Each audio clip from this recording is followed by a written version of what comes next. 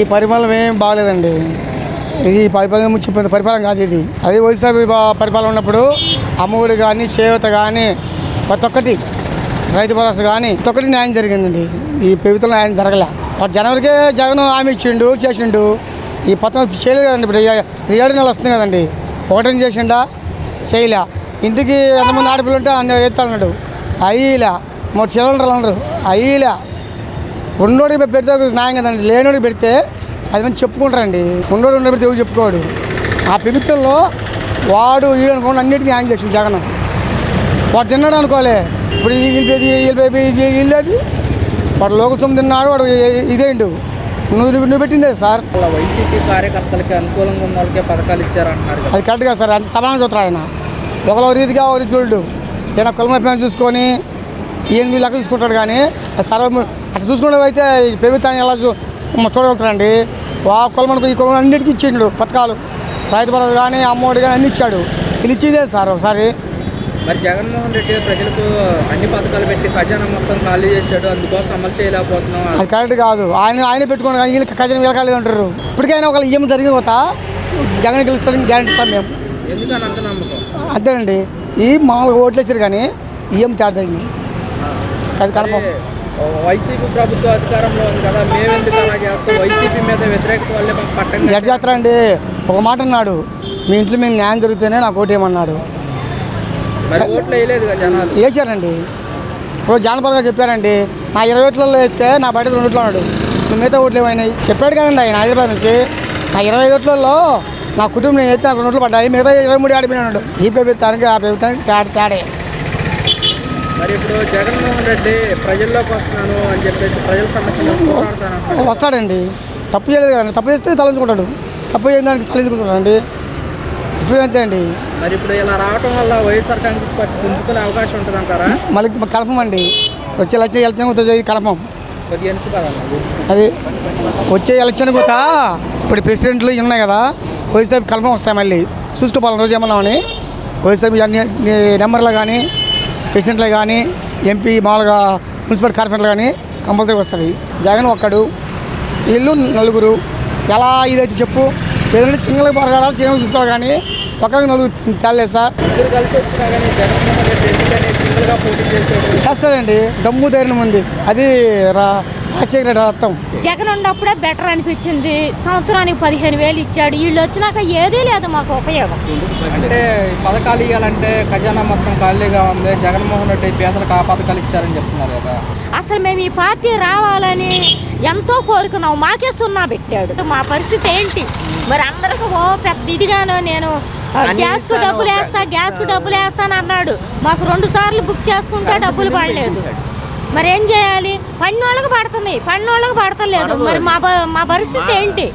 మాకు ఉద్యోగం లేదు. ముసలాయన అయ్యాడు. మరి మాకేంటి? మరి మాకు పడొద్దా? మాకు ఏ ఆధారం లేదు. అంటే పడాలంటే మీరు కస్టమర్ కేర్ నెంబర్ ఇచ్చారు కదమ్మా, కాల్ చేశారా? ఎవరిని అడిగినా మాకు తెలియదు అంటున్నారు. సచివాలయంకి వెళ్తే మాకు తెలియదు అంటున్నారు. గ్యాస్ కంపెనీకి వెళ్తే మాకు తెలియదు అంటున్నారు. మరి అందరికి మాకు పడకపోతే మాకు ఎంత బాధగా ఉంటుంది? బాధ ఉంటుందా ఉండదా? సచివాలయానికి వెళ్తే ఏమంటున్నారు? అసలు ఏం చెప్పడం లేదు. ఎవరు సమాధానం చెప్పడం లేదు. మరి అందరికి మాగుబడి అని చెప్తున్నారు. ఆయన చూస్తే ముసలాయన అయ్యాడు. ఆయనకు ఉద్యోగం లేదు. మరి మేము ఎలా బతకాలి? ఇది రైతు బజార్లు ఎమ్మట సంచి పట్టుకొని తిరిగి ఇలా తెచ్చుకుంటాం. మరి పడనోళ్ళ పరిస్థితి ఏంటి? అసలు ఎవరిని అడిగినా సమాధానం చెప్పడం లేదు. దానికి ఒక సమాధానం చెప్పాలిగా. నెక్స్ట్ టైం పడతాయా లేకపోతే పడవా, నీకేమన్నా క్వాలిఫికేషన్ ఉందా అని చెప్పాలి కదా. ఏదీ లేదు. అదేమంటే పడతాయి. గ్యాస్ వాడిని అడిగినా అదే చెప్తున్నాడు. కంపెనీకి వెళ్ళినా అదే చెప్తున్నాడు. మరేంటి పరిస్థితి? మరి సచివాలయంలో ఎవరు చెప్పడం లేదండి. ఇసుక ఎత్తి గమ్మును ఊరుకున్నాం తిరిగి.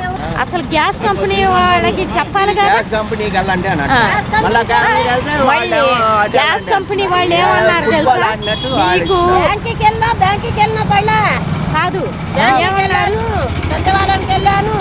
సచివాలయంకి వెళ్ళినా అలా కాదు. మరి బ్యాంకుకి వెళ్తే పడలేదన్నారు. కంపెనీకి వెళ్తే మీరు బ్యాంకుకి వెళ్ళి కనుక్కోండి అన్నారు. మళ్ళీ పోస్ట్ ఆఫీస్లో ఆయన పేరు 200, నా పేరు 200 పెట్టి 400 పెట్టి కట్టుకున్నాం. అది ఏమీ లేదు. మాకు 400 బొక్క. మరి ఎక్కడి నుంచి వస్తాయి డబ్బులు చెప్పండి. ఆయనకు వచ్చే 4,000 బతుకుతున్నాం మేము వృద్ధా పింఛన్ తోటి. మరి ఈయన ఆయనకు 200, నాకు 200, మళ్ళీ ఓపెన్ చేస్తేనేమో 200, 600 అయిపోయినాయి. ఏం తిని బతకాలి మేము చెప్పండి. దానికి ఏదన్నా చెప్పాలి. మీకేంటంటే ఎలా పడతాయి పన్నోళ్ళు కానీ ఎవరన్నా చెప్పాలి కదా. మరి రాజకీయ రథం కాబట్టి ఇప్పుడు సింగల్గా బాగా కడతాడు. ఎందుకని జగన్మోహన్ రెడ్డి ఎవరితో పొత్తు పెట్టుకోకుండా సింగల్గానే గెలుస్తుంది. జనము ఆయన అభిమానులు ఉండరు. జనం ఆయన తోడు ఉంటారని చెప్పి నిబ్బరం ఉంటుంది. దానివల్ల గెలుస్తాడు. జనం అయితే గెలవడు. ఇప్పుడు అన్నిటికీ నా కులం నీ కులం అన్నిటికీ పథకాలు ఇస్తాడు. వీళ్ళు ఇచ్చిందే సార్ అసలు ఇచ్చి చెప్పమను. 4 పిల్లలు ఉంటే నా 60,000 అన్నాడు. ఏ పిల్లకి ఇచ్చిన 60,000 చెప్పమను. డబ్బులు వేస్తామన్నారు, కింద వాళ్ళకి పడలా, పైన వాళ్ళకి పడ్డాయి. మరి డబ్బులు ఎవరికి వేసారు? పార్టీలు అంటే పార్టీల లెక్కన మేము మాట్లాడుతున్నాం. మామూలుగా కష్టపడే వాళ్ళం ఎవరి సంగతి మాకు అనవసరం. మన వరదలకి మొత్తం అన్ని మునిగిపోయినాయి. మునిగినప్పుడు చంద్రబాబు నాయుడు వచ్చి కాసేపు మాట్లాడాడు, వెళ్ళిపోయాడు. మరి ఏం చేస్తారు ఏంటో ఏం తెలియదు. మరి ఏంటిది ఇప్పుడు మామూలుగా నేను అడిగాను, పనికి వచ్చాం కాబట్టి మామూలుగా అడిగాం, కానీ వేరే ఉద్దేశంగా మేము అడగల. పార్టీల లెక్కన మేమేం మాట్లాడాలి. అది అంటే వరద బాధితులకు వచ్చిన అమౌంట్ కూడా వాళ్ళకే మేము ఖర్చు పెట్టాము అని చెప్తున్నారు. మాకు పడలేదు, కొంతమందికి పడలేదు. సగానికి సగం మందికి పడలేదు, కాకపోతే పైన వాళ్ళకి పడ్డాయి. సాయంత్రం మునిగిపోయి సామానాలు పోయిన వాళ్ళకి పడలా. ఇప్పుడు గత ప్రభుత్వంలో వాలంటీర్స్ను కొనసాగించారన్న, ఈ ప్రభుత్వంలో వాలంటీర్స్ లేరు. ఉంటే ఎలా ఉండేది అంటారు? ఉంటే బాగానే ఉండేది. ఉంటే వాలంటీర్ ద్వారా పట్టుకొని ఏదో బాధపడే వాళ్ళం. ఇప్పుడు వాలంటీర్లు లేరని మాకు కూడా తెలియదు. వాస్తవంగా తెలిసేది ఏంటంటే వాలంటీర్ మేము అక్కడికి వెళ్ళాము. ఇది మాకు ఉంటుంది కదా, ఎవరు వచ్చినా మాకు ఒక న్యాయం చేయమను. మేము ఒకటే చెప్తున్నాం, పార్టీల గురించి మేము మాట్లాడతాం. ఎవరు వచ్చినా సరే మాకు ఒక న్యాయం చేయమను. లేని వాళ్ళకి ఇల్లు ఇచ్చే, ఉన్న వాళ్ళకి ఇస్తున్నాడు, లేనివాడు అలాగే ఉంటున్నాడు. అద్దెలు కట్టుకుండా బ్యాక్ తిరుగుతున్నారు. లేనివాడు అలాగే ఉంటున్నాడు, ఉన్నవాడికి 3 ఇల్లులు, లేనివాడికి 1 ఇల్లు కూడా లేదు. నేను ఉన్నది ఇప్పుడు 2,400 అద్దెకుంటున్నా. నాకు ఇంతవరకు ఇల్లు పెట్టినా ఇల్లు రాలా. మరి ఎవరికి ఉన్న బాధలు అలాగుంటాయి. కూటమి ప్రభుత్వం పనితీరు పథకాల విషయాల్లో కానీ ఉన్నాయి, ఎలా అనిపిస్తుంది? వాటికైతే ఫ్రీ పథకాలకి ఆయన అమలు చేసిపోయాడు. జనాలు అయితే అదే మూమెంట్లోనే అనిపిస్తుంది. జనాలు ఆటోలలో వీళ్ళు కూడా చెప్పినవి కరెక్ట్గా చేసుకుంటూ వస్తూ ఉంటే బాగుంటుంది అనిపిస్తుంది. కాకపోతే వాళ్ళ ప్రభుత్వానికి ఈ ప్రభుత్వానికి కొద్దిగా ఇది అడ్మినిస్ట్రేటివ్ అది ఇది చంద్రబాబు నాయుడు చేస్తారని ఒక నమ్మకం అయితే ఉందని వేసాం. కానీ జనాలు ఆ ఫ్రీ పథకాలకు అలవాటు పడిపోయి ఇప్పుడు ఏం డబ్బులు రావట్లేదనే మూడ్లో ఉన్నారు. అదైతే ఇదిగా ఉంది. కానీ ఇది చెప్పిన పథకాలు చేస్తే బాగుంటుంది. మరి ఇప్పుడు చెప్పిన పథకాలు అమలు చేయకపోతే మరి ప్రభుత్వం మీద వ్యతిరేకత వచ్చే అవకాశం ఉంటుంది అంటారా ప్రజల్లో? అంటే ఆ టయానికి ఇప్పుడే మనం ఎలా చెప్తామండి? ఇప్పుడు 5 ఏళ్ళకి ఎలా వస్తుందో అప్పుడు ఏం చేస్తారో తెలియదు కదా. ఆ టయానికి ప్రస్తుతానికైతే మాత్రం ఏమి రావట్లేదు, ఫ్రీ పథకం అనేది ఏమి రావట్లేదు అనేది జనాల్లో మేము కూడా వింటూ ఉంటాం కదా. మీకులాగా సర్వే చేస్తున్నప్పుడు మాకు కూడా అలాగే జనాలు అనుకుంటూ ఉంటారు కదా. ఆటోలలో పేదవాళ్ళు అలా ఆలోచన చేస్తారు. మధ్యతరగతిగా కొద్దిగా హై లెవెల్లో ఉన్నవాళ్ళు డెవలప్మెంట్ అవుతుంది అనే నమ్మకంతో వాళ్ళు చెప్తారు. కానీ పేదవాళ్ళు ఎక్కువగా ఏది ఫ్రీ పథకం కావాలి అనే విధంగానే ఉన్నారు. ఇప్పుడు మీకు ఆటో వాళ్ళకి మహిళలకు ఉచిత బస్సు ప్రయాణం పెడుతున్నారు. మీ ఆటో వాళ్ళకి ఇబ్బంది అని అంటారా? పక్కగా ఇబ్బంది ఉంటుందండి. కాకపోతే మమ్మల్ని కూడా ఏదో ఒకటి చూడాలండి. ఇప్పుడు తెలంగాణ గవర్నమెంట్ వాళ్ళు ఏదో చేస్తున్నారు కదా ఆటో వాళ్ళకి సంవత్సరానికి ఇంతని. అట్లాగే మాకు కూడా ఎంతో కొంత హెల్ప్ చేస్తే బెటర్ అనిపిస్తుంది. అంటే మాకు ప్రయాణికులు వాళ్ళు ఆడవాళ్ళు ఎక్కువగా ఆడవాళ్ళే కదా ఆటోలు ఎక్కేది. అలాంటిది ఇంకా వాళ్ళు వెళ్ళిపోతే మాకు చాలా ఇబ్బంది అవుతుంది కదా. మాకు కూడా ఎంతో కొంత ఇది చేస్తే మంచిదండి. గత ప్రభుత్వంలో జగన్మోహన్ రెడ్డి ఆటో వాళ్ళకి 10,000 ఇచ్చారు. వేశారు మీకు ఎలా అనిపిస్తుంది? వేశారు. అది ఓకే కాదంటలేదు, వేశారు.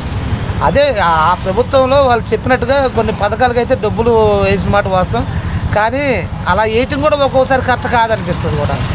ఇప్పుడు మంచిగా అన్నీ కరెక్ట్గా జరుగుతూ ఉండి అన్ని బిజినెస్లు బాగుండి అందరికీ చేతి నిండా పని ఉంటే ఫ్రీ పథకాలకి కన్నా కూడా ఇదే బెటర్ అనిపిస్తుంది. ఫ్రీకి అలవాటు పడకూడదు అనిపిస్తుంది. కాకపోతే జనాలు అలా అలవాటు పడ్డారు. నా వరకు అయితే మాత్రం ఫ్రీ పథకాలు వేస్టే. పథకాలు దేనికన్నా ఎందుకు ఇవ్వాలి పథకాలు చెప్పు? పని కల్పిస్తే కష్టపడి పని చేసుకుంటారు. బేవర్స్గా పంచుకుండా పోతే ఏది ఉండదు, అడుగు తినడం తప్ప ఏం లేదు. మరి గత ప్రభుత్వంలో వైఎస్ఆర్ కాంగ్రెస్ పార్టీలో మాకు పథకాలు వచ్చాయి, ఈ ప్రభుత్వంలో పథకాలు రావట్లేదు అంటారు కదా ప్రజలు. ఇప్పుడు అందుకనే రేట్లు పెరిగినాయి. మరి ఎన్నికల ప్రచారాల్లో కూటమి ప్రభుత్వం అధికారంలోకి వస్తే రేట్లు తగ్గిస్తామని నిత్యావసర ధరలు అన్నారు. 100 మంది 100 మాటలు చెప్తారు. డబ్బులు ఉండాలి ఫస్ట్ పంచుకోవడానికి. లేని డబ్బులు ఎక్కడ నుంచి తీసుకొస్తారు? ఎవరు అప్పు తెచ్చినా మన నెత్తి మీద పడేది. అది ఆలోచించాలి మనిషి. పథకాలు రావట్లేదు అంటున్నారు కదా, దేనికి అదే నాన్న చెప్తున్నాను. పథకాల వల్ల ఉపయోగం ఏముందన్నా? రేపు పొద్దున్న రిలీజ్ చేస్తారు పథకాలు, ఏంటి అవి సాయంత్రం కల్లా అయిపోతాయి. మళ్ళీ రెండో రోజు దేవల్ల దిలవల్ల అంటే అడుక్కు తేగడమే రెండో రోజు నుండి. అంతేనా? పథకాలు వద్దు, ఇంప్లిమెంట్ కావాలంట. అది కావాలి.